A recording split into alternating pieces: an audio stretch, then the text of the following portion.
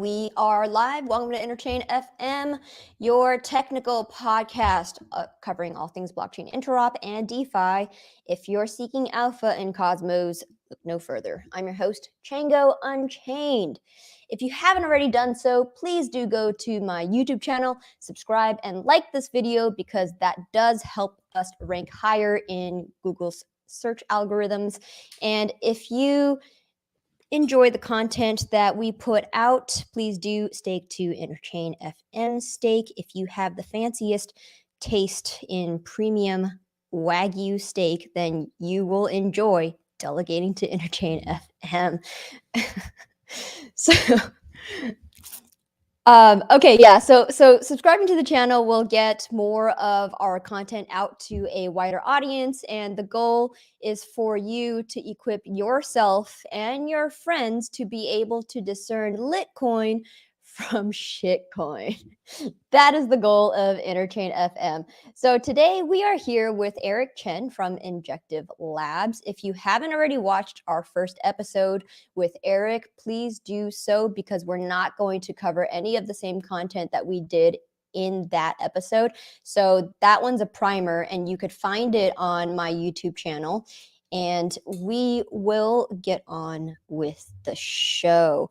Eric, congratulations on your really good stats. And by really good, I mean that Injective has now seen $3.5 billion in cumulative trading volume. That's a whole lot. And they've also launched a $120 million liquidity mining program. So a lot of money flowing in for this awesome platform. And we're going to dive into some of the recent updates that Eric has in store for us.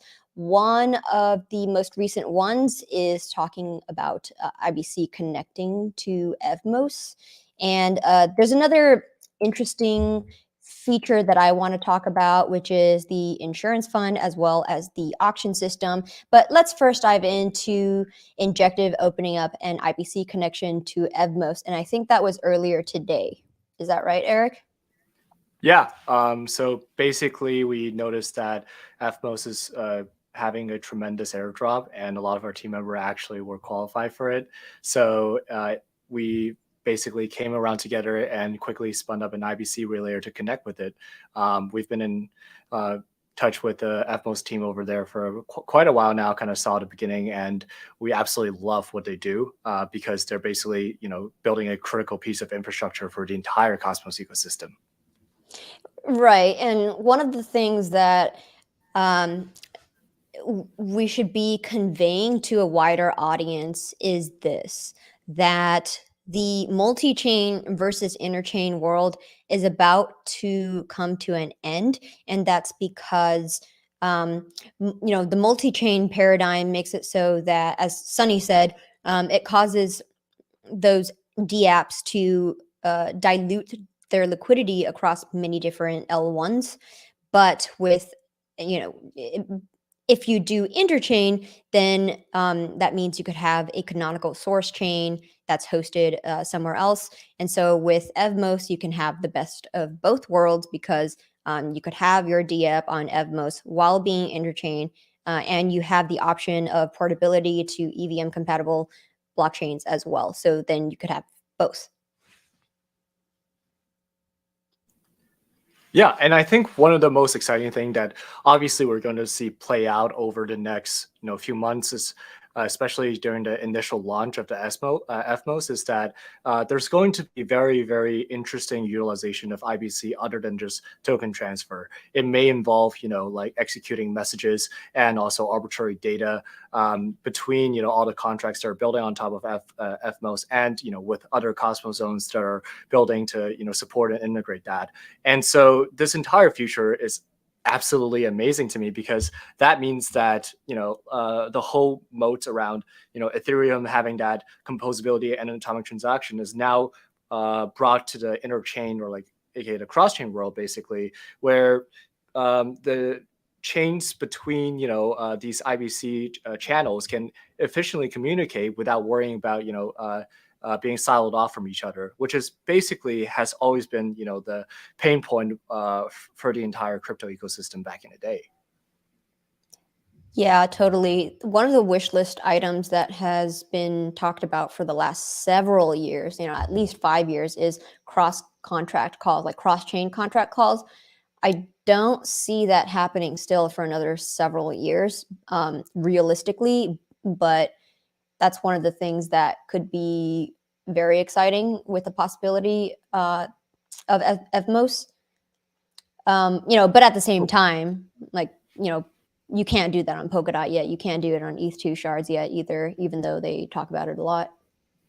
So actually, that's an interesting point because this isn't necessarily the case for like Solidity contracts, but Injective already performed these type of a form of this cross-chain contract calls between Injective and Band. So basically, every once in a while, Injective chain has this Oracle module that requests this Cosm Wasm contract on Band to provide the price feed and response back through the IBC channel. So there's already some experiments around that, and I think over time it's really about building the module that can handle these type of arbitrary data transfer and interpret it properly in a secure manner.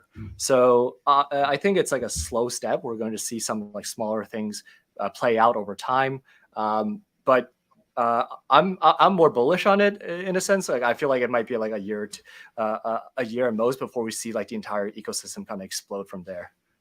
Mm-hmm. Yeah, I'm interested in hearing more about your guys's integrations with oracles, specifically Band and Chainlink. I know that you guys have been working on the Chainlink oracle as well, and I think based on what I've heard from Chainlink, you guys wanted to create a generalizable oracle and then upstream it back to the Cosmos SDK, or do I have the details wrong?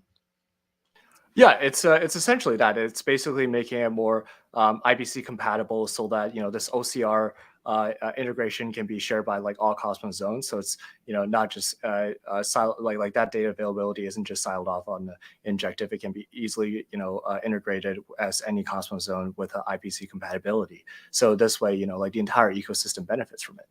Yeah, great. That's a much needed public good. Thank you for that. What does OCR stand for when you say that? Off-chain reporting. So basically, Chainlink is trying to kind of move into this multi-chain world by it's taking like kind of a chain agnostic stance on basically providing Oracle data. So the way it works is that there's essentially this off-chain element where all the Chainlink node operators can just sign off on the data and kind of broadcast to multiple chains. And they're right now, obviously, it's a slow process. They're starting off with like the EVM chains because they already have the contract ready to go. And for them, it's about from that point on, building like a secure, robust, and scalable model for like other chains, like Solana, Terra, and us. They're working on those in parallel, where basically it can be a lot more generalized beyond just EVM compatible chains. And I want to understand your macro view of what can be possible with your derivatives platform as well as DEXs in general, which is, let's say these oracles integrate a whole bunch of different assets, even assets we haven't thought about before. What can be possible when they introduce this?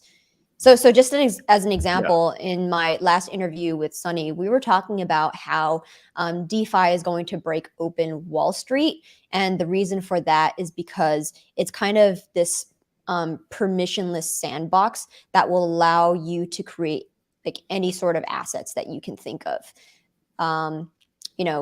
Assets that aren't listed on the New York Stock Exchange because there's high barrier to entry due to regulation. But in DeFi, none of that sort of exists. So do you imagine we can have stuff like this in the future where, Chainlink integrates, what have you, right? Let's like, housing titles. home titles, and then you could create like a leverage market off of that. What do you think? Yeah, so I think the general thesis around that is absolutely correct. And as a matter of fact, I would take a step further than just kind of financializing or like turning those into kind of like tradable derivatives, I feel like the entire industry will be democratized in general. For example, market making and so forth.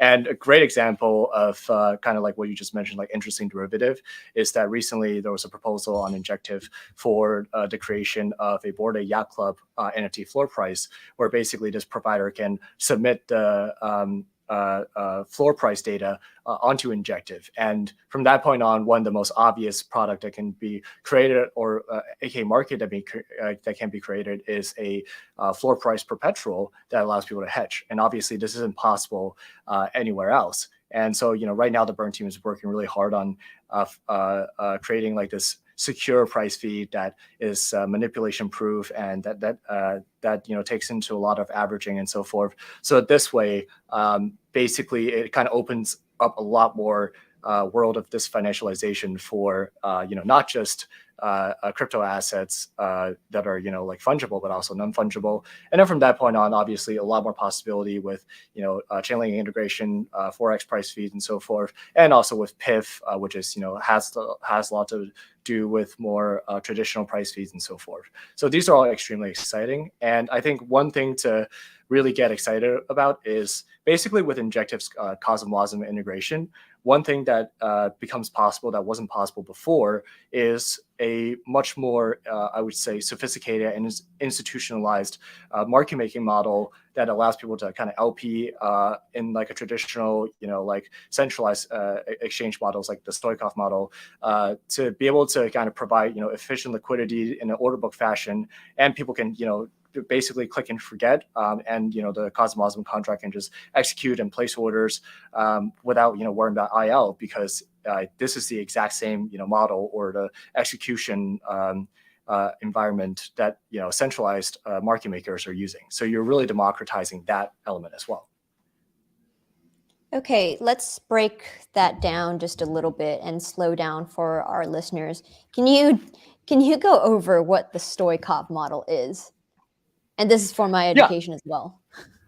Yeah, so it's basically a pretty standard like market making model. So it basically is a way to distribute orders within an order book, because obviously most of the time when you see an order book, especially when you look at the aggregate or the cumulative, it goes by a curve, and generally market makers do that to prevent the issue of a buyer's curse, which means that during a volatile time, if you aggregate the liquidity too much in the middle, you will be like outpriced due to basically information asymmetry, because market makers don't necessarily have the speculative kind of like position as any type of investor. So let's say if there's a naive market maker that was just clamping orders very, very close in the mid price, then let's say Apple stock, for example, and it didn't have like a great quarter, or there's some event that happened and Apple stock started plummeting, then the market maker definitely lost a lot of money.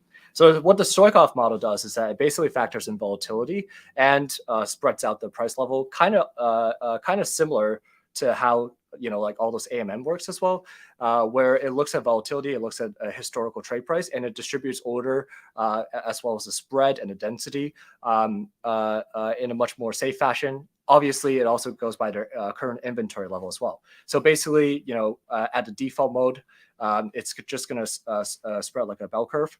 And whenever someone kind of like place like a purchase, then their mid price will be adjusted. It also factors in the inventory, where it might be like skewed towards more on the sell side and so forth, or the buy side.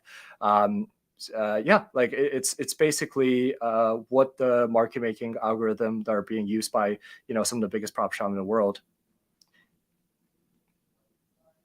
Okay, and how does that work in tandem with the TWAP? A TWAP. To what? A TWAP, a time-weighted. Time-weighted average price. Sorry. Yeah, so I mean, like obviously that's one of the factors as well. So that also goes into calculation for it, and also like the volatility. Those are all the input for any typical like market making model. Got it. Okay, so let's go over the user story about the perpetuals that you alluded to earlier, about having like an oracle for a floor price of a Bored Ape, for example. That was an interesting example, and I want you to go into it more? Yeah, so for Bored Ape, it's basically like an experiment first proposed by the Paradigm folks to be able to kind of like, first of all, there's a fractionalization element of it, where basically someone can, have a leveraged speculative bet on the overall, NFT market. And in this case, like Bored Ape Yacht Club, because the average price isn't exactly the most accurate due to different property, different trades. It could skew the average price on a particular trading day. So floor price is kind of like a pretty reliable standard on the value of the entire collection. Obviously, Bored Ape is very, very expensive, so most people can't establish like a full like position within the Bored Ape Yacht Club collection, because it's like $100,000 from time to time. So, generally people can either take on a leverage bet to mirror that type of exposure, or they can, like purchase a fraction of it using, this derivative market.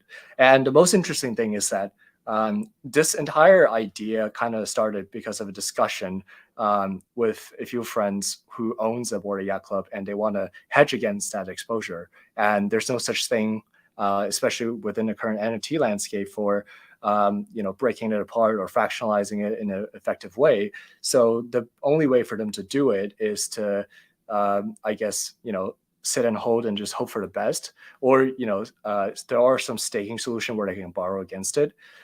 So yeah, like I think floor price perpetual might be quite an interesting financial primitive for the NFT space in the long run. Yeah, it absolutely would. So would that require them to take their Bored Ape and collateralize it to then They be don't. able to fractionalize, or what's the mechanism? Yeah, so it's just collateralizing with ETH and taking on a short position, because most of floor price is just based on ETH price rather than USDC or USDT. Okay, and would that mean that only the owner gets to take a short on it, or anyone? Well, it could be someone who thinks that the price is going to go down. Okay, so if we take the example of what happened with the Ukraine conflict, and the market just turned bearish for a quick week, and everybody got bearish on NFTs, then somebody could have shorted a Bored Ape, for example, and made some money off of that in that instance.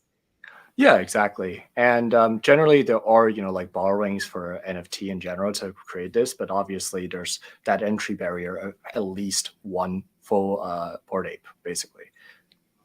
Okay.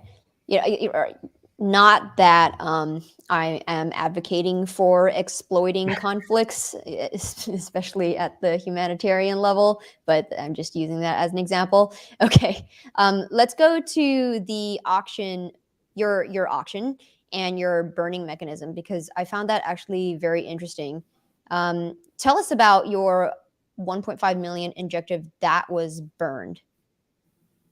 Yeah, so I think I think currently it's like 2 million worth of INJ. So basically, I think starting from like week 22 until now, it's week 35, so around like 13 or 14 weeks. There's been like consistent kind of this flow of the fees that are extracted from all these trading activities. And the way it works is that obviously you need to have a certain kind of like a fee as a gate to prevent against washing or like any type of like a malicious behavior that could be manipulative. So that's why there's a fee in the first place within our protocol. And then basically the problem is that like since this is an AMM, so like you don't really get to pay that to like people who provide liquidity. So the most effective way is to just kind of like contribute back to the protocol. So the mechanism was created in a way that basically all those fees over time gets aggregated into a pool every week. And these could be assets that are all different kinds of things. It could be USDT. Currently, it's mainly USDT and UST. And then over time, towards the end of the week, there's an auctioning period where that pool gets transferred into an auction pool for next week, and people bid using like the native token. So then they bid based on, you know, like the value of the auction pool, like all the assets within it, which is actually pretty easy to price because currently it's mainly just stable coins. And basically the top bid gets that pool of token and the proceeds get burned. So it's just like a consistent kind of like a value that's like getting fed back to the community members and also the protocol. If I'm understanding this correctly, that means you aggregate all of the fees collected in 1 week intervals. Is that right? Yeah. Okay. And is it 100% of the AMM's fees? Or sorry, the order Um, book DEX's fees? So basically, there's a layer of incentivization where basically 40% goes to a relayer that originated that trade or that placement. Basically, let's say, you know, a user places a trade through a Picasso exchange. So Picasso gets to take the 40% of that fee. And so this allows, you know, relayer to also have that incentive to create a better experience, to create a specialized experience. And then the 60% is, you know, like what went into the auction. Okay. And the way that you create a sort of circular economy back into the INJ protocol and also diffuse sell pressure is by buying back all of the INJ from the people who have won the auctions.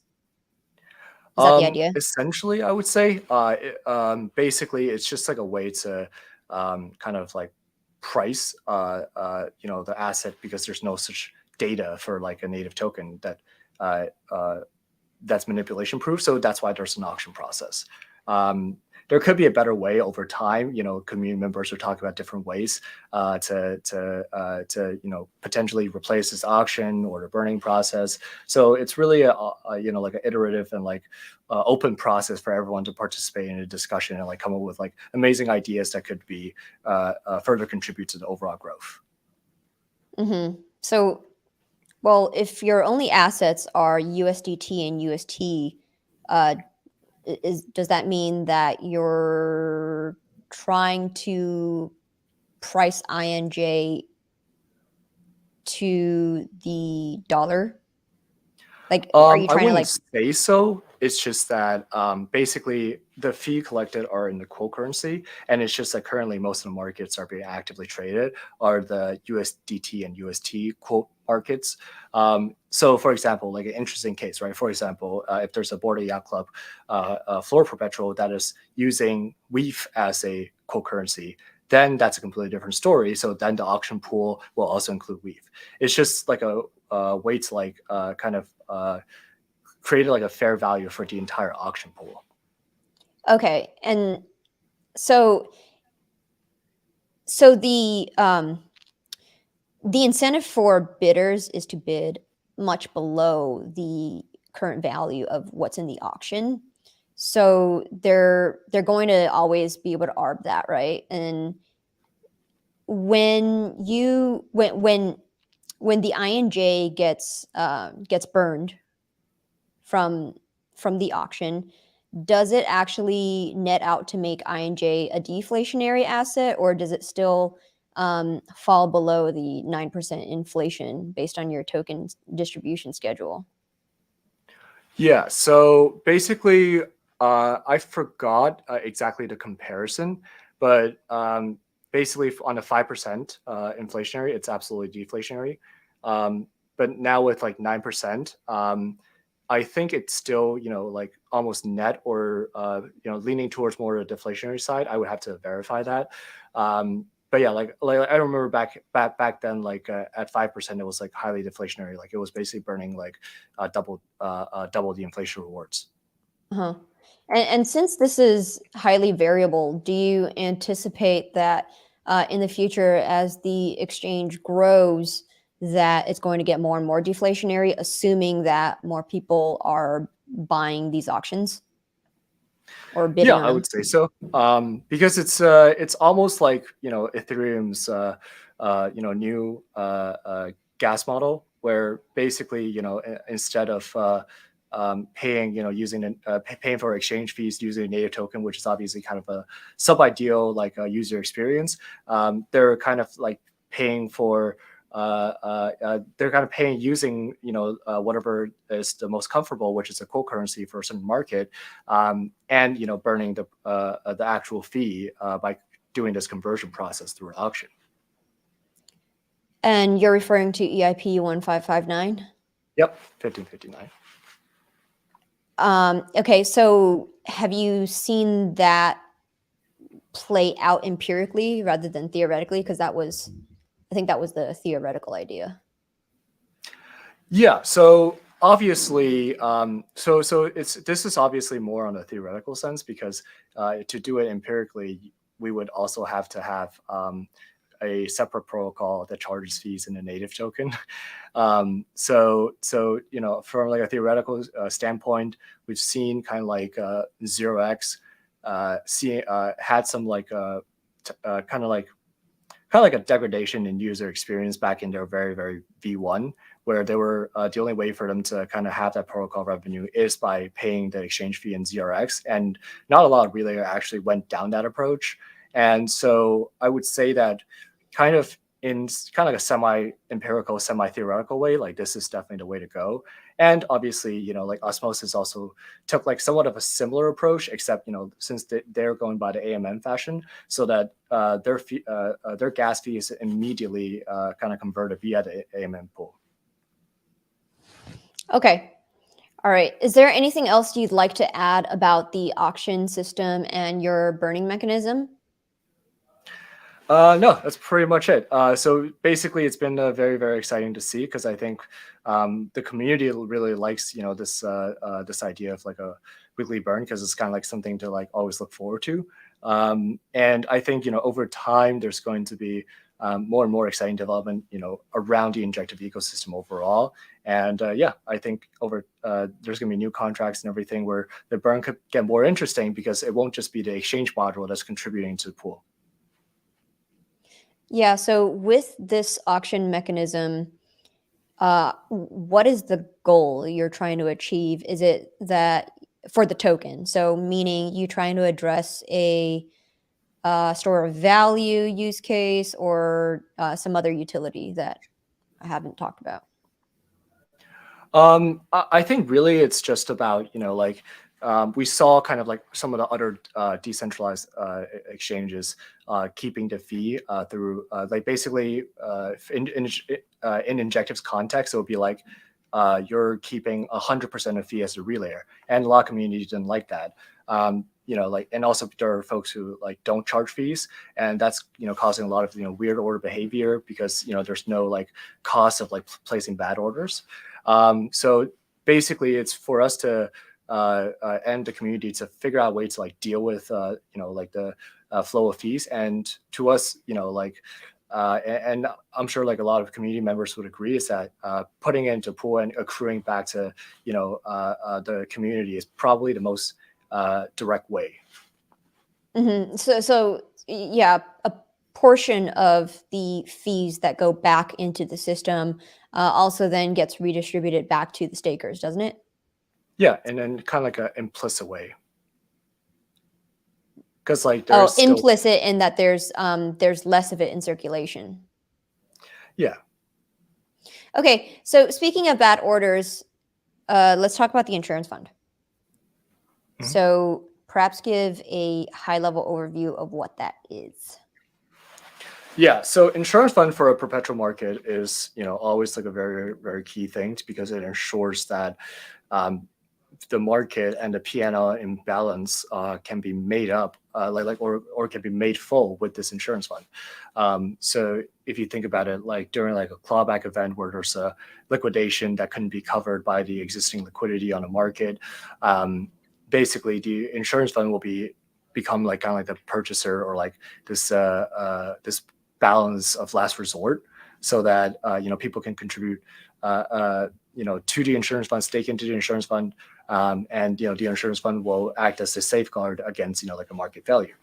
And during the early phases, the insurance fund was certainly tapped into a lot, and actually, dried up a few times because it's still, like a very, very early market, and people participating in some of those, smaller markets or some of the more niche markets don't know, how to liquidate things properly, or like how to interact with it. And obviously now, as more and more market participants come in and have more order diversity, that's a lot far better. Like basically right now, like the insurance fund is only growing.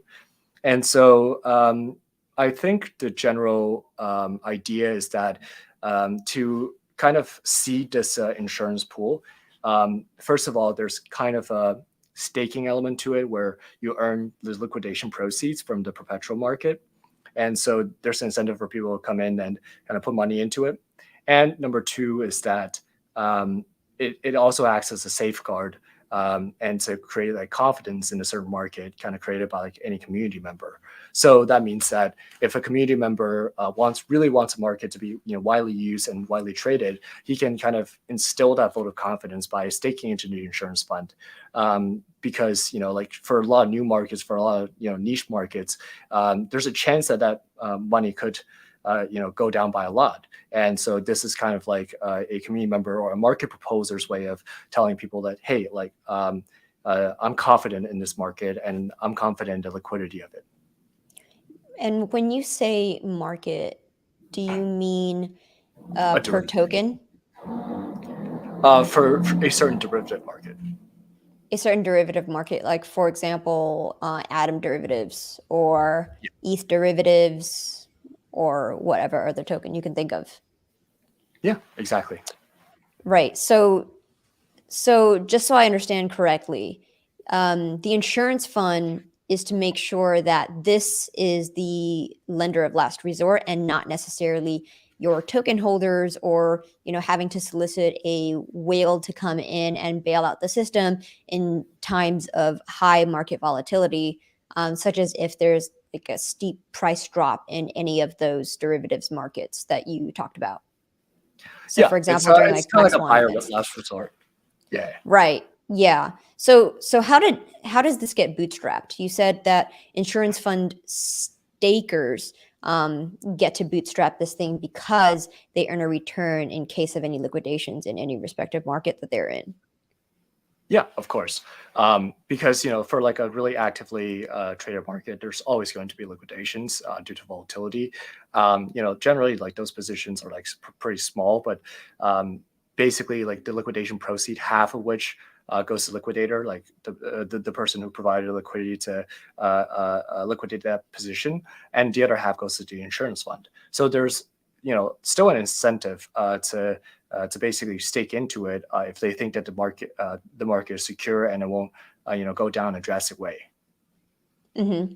So yeah, you have sort of two categories of users right now, which is the first one is let's say the degen, or the I guess bad trader who comes in and takes out too much, like more leverage than they can bankroll. And then if they get liquidated, all of those funds go into the insurance fund, and then the stakers will earn revenue based on that. So the stakers would be the ones that are more risk averse and want, and would it be that they want more of like a steady revenue stream rather than earning something from doing like a high leverage trade?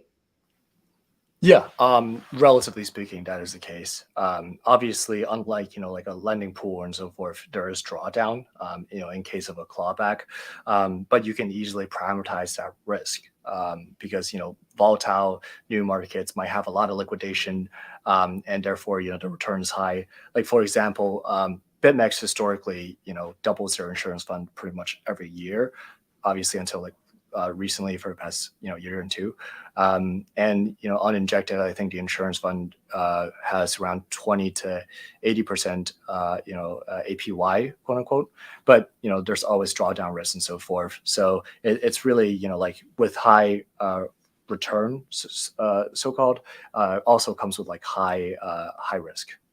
Mm-hmm. So can you go into the risks for the insurance fund stakers perspective? So like what would be the edge case that creates a drawdown where funds need to be withdrawn from the pool to make whole all the bankruptcies?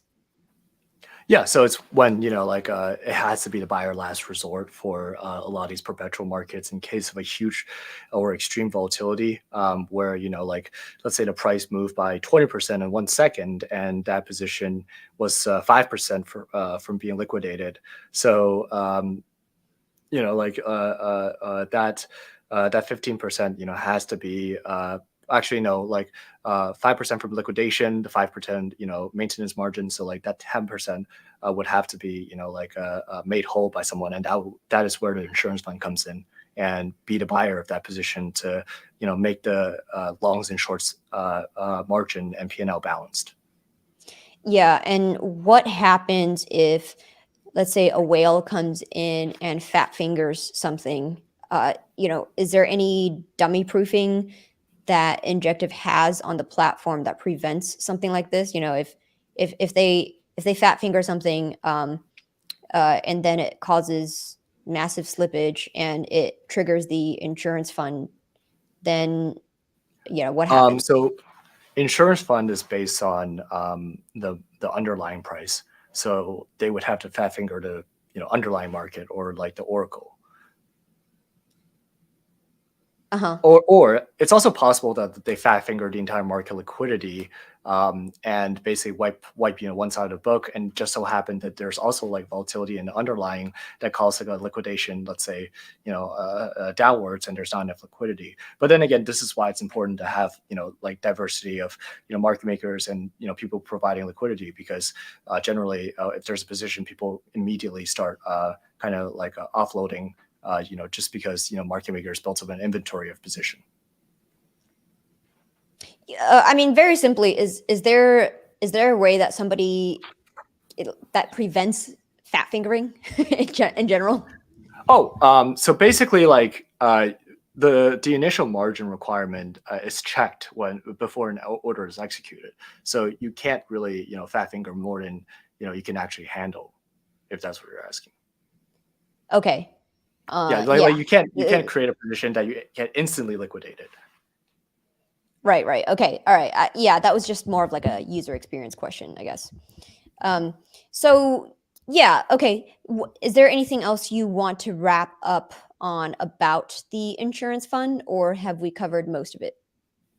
Yeah, I think we've covered most of it. I think overall, like it's really like a public good, and there's risk to it. That's why we never like for Injective Hub, we never really talked about the APY, because I think for the time being, even though like the actual API is probably very very high, we wanted to be initially presented to some of the community member as a public good, essentially, instead of something that people can earn yield on due to the risk factors.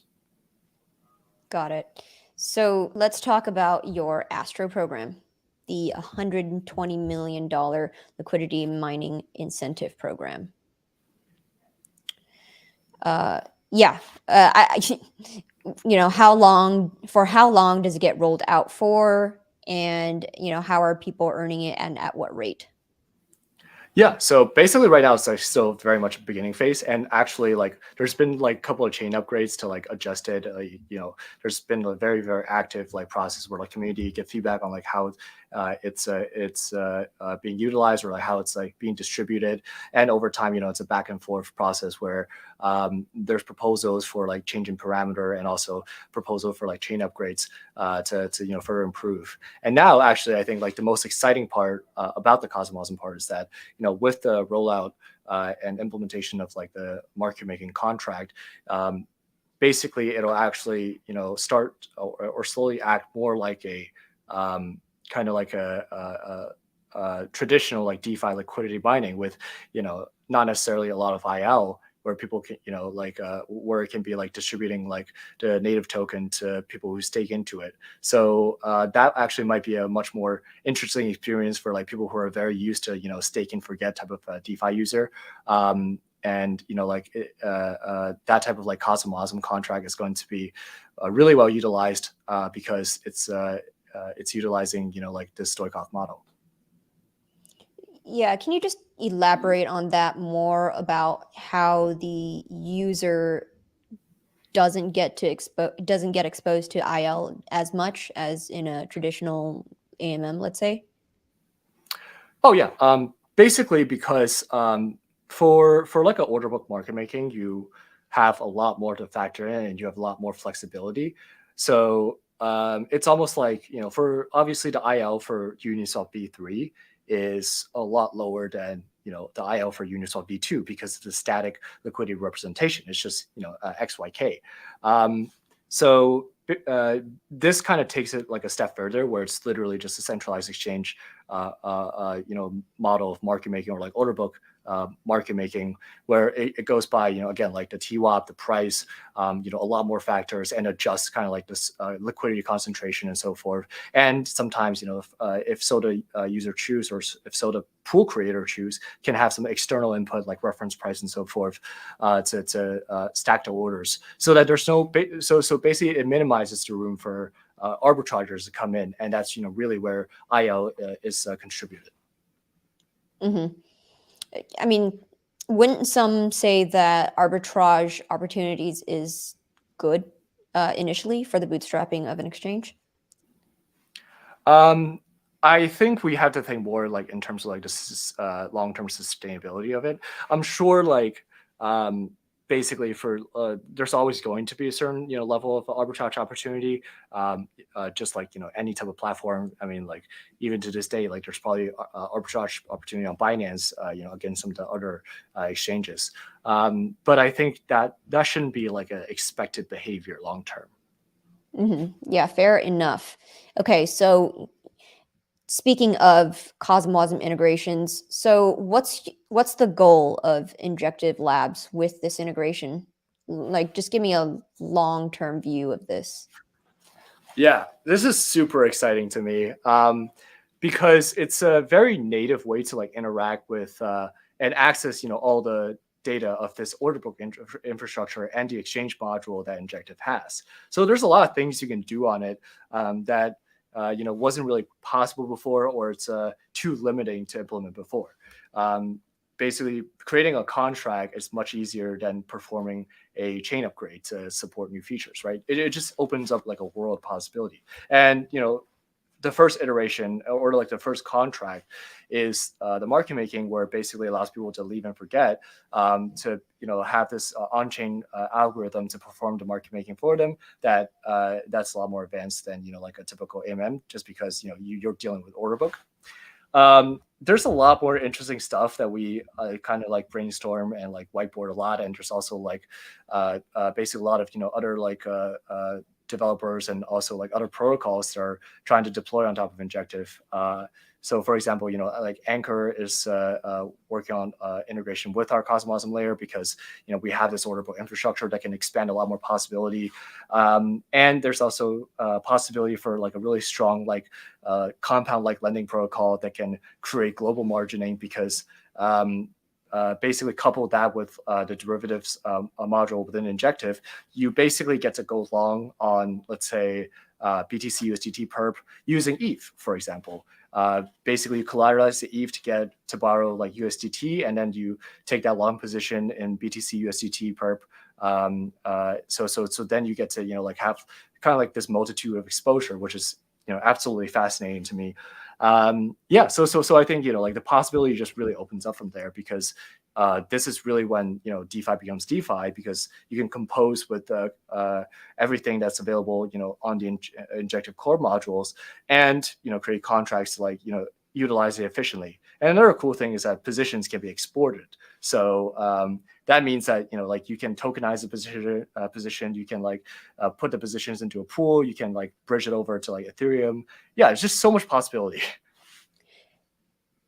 Wow, you just broke my brain. So, if I understand this correctly, and correct me if I'm wrong, what you are creating in terms of user experience is something similar to FTX, whereby you can allow the users to collateralize using any token that is supported on the exchange, and then to be able to create perps with like the aggregate of what it's collateralized.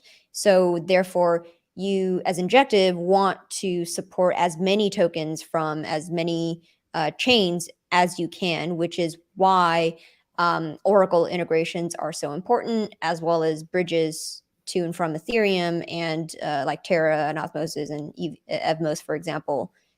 If that's what I'm understanding, then that's the sort of model that you're trying to replicate in the DEX paradigm.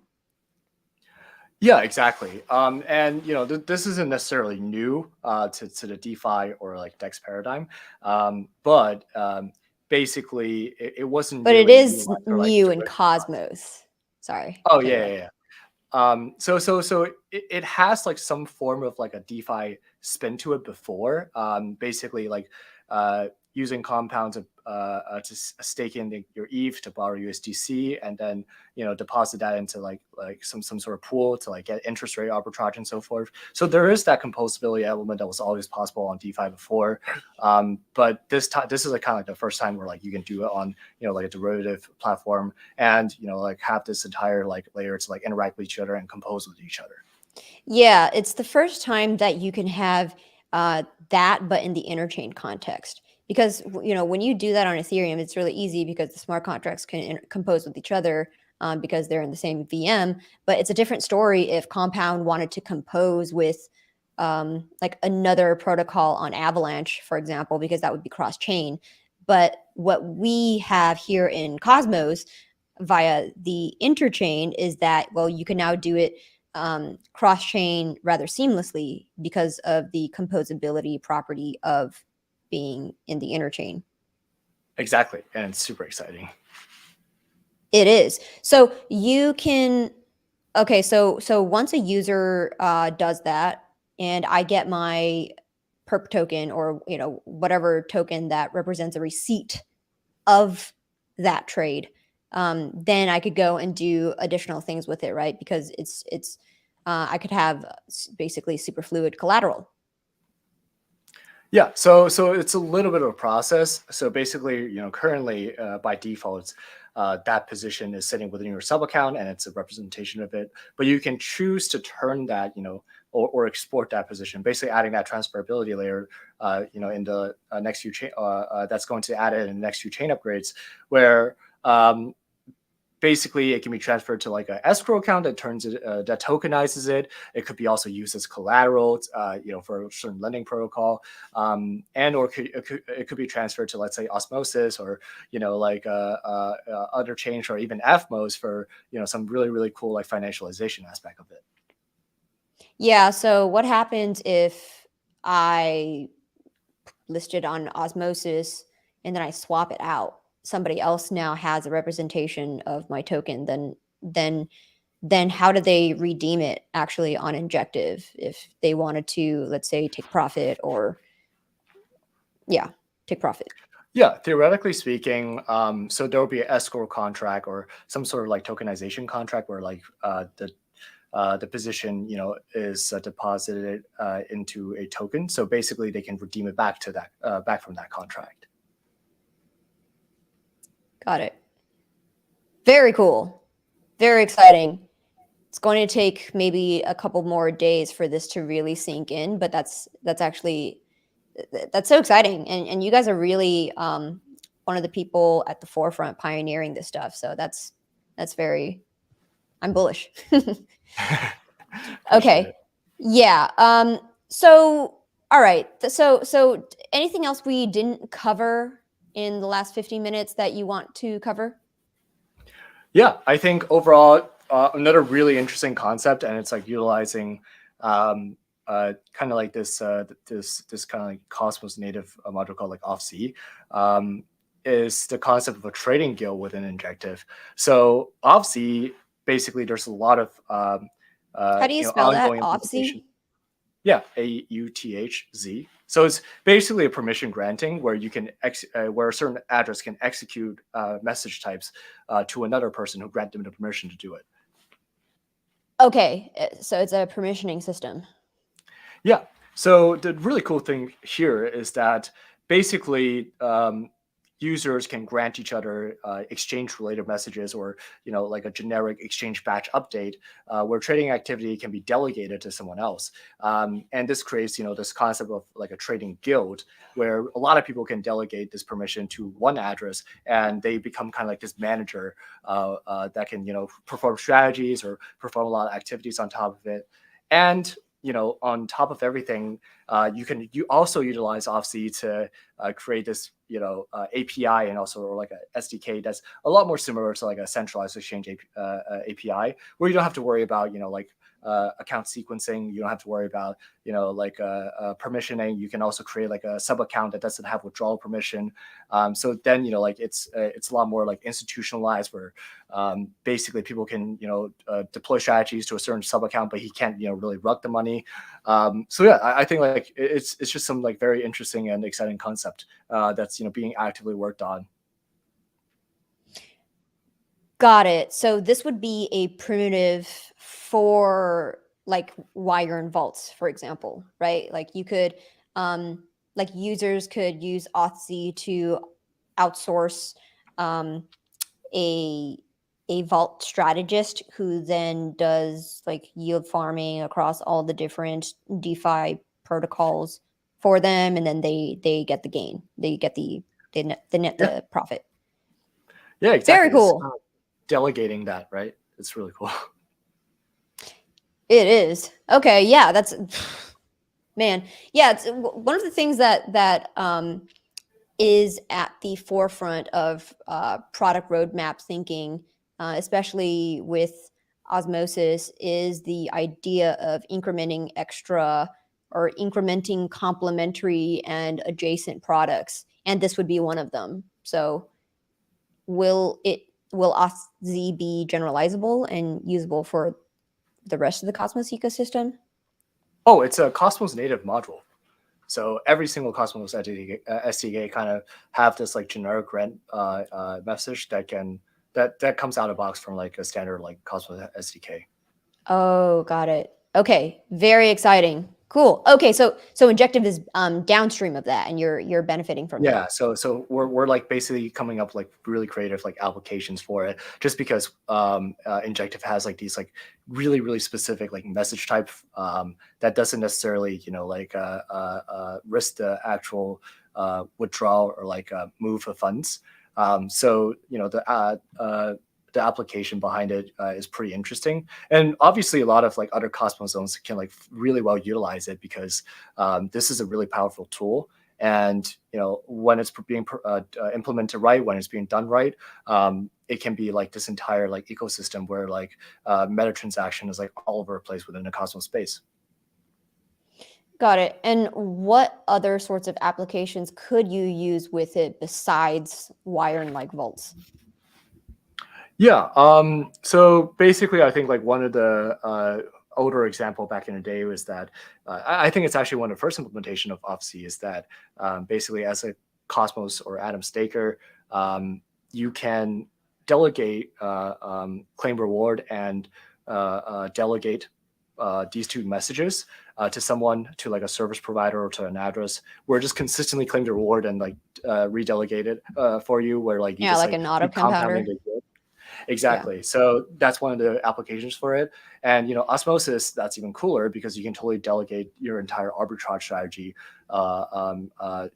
within the Osmosis ecosystem. So yeah, like it has a lot of application in like a peer-to-peer fashion in any Cosmos zone. Very exciting. Okay, so we're going to close out this interview. Is there anything that we missed that you want to add? Yeah, I just wanted to add like a closing note where like Injective, like the community and the ecosystem is always rapidly growing, and we're always trying to talk to more developers, talk to people building, and talk to people trying to come up with like really smart ideas around kind of Cosmos contracts, or maybe some like composability ideas and so forth. So yeah, like always reach out to the labs team or any kind of a community member or any ambassador, and let's create this interchain world. Yeah, anyone who wants to work with Wait, this way. Big brain Eric, hit him up. Where can they find you? So Twitter is probably the easiest place. It's at Injective Labs. Telegram, you can find that, on a link tree and so forth. It should be pretty straightforward after you just find Twitter. Okay, awesome. Well, thank you for tuning in to Interchain FM today. Thank you, Brian, for supporting the production of these shows. Be sure to like and subscribe on the YouTube channel, not on Twitter, because we're trying to get this out to more people over YouTube and to a wider audience so that you and your friends could be better informed and discern Litcoin from shitcoin. I'm going to use that as a tagline from now on. So, we do these episodes every Thursday. However, next Thursday I will be traveling, so we will not have an episode next Thursday. The following Thursday, though, we're going to have Kwon Yun and Ricardo from Desmos coming on to talk about social tokens in the Cosmos ecosystem. So be sure to tune in for that. So see y'all next week. Bye. Thanks for having me.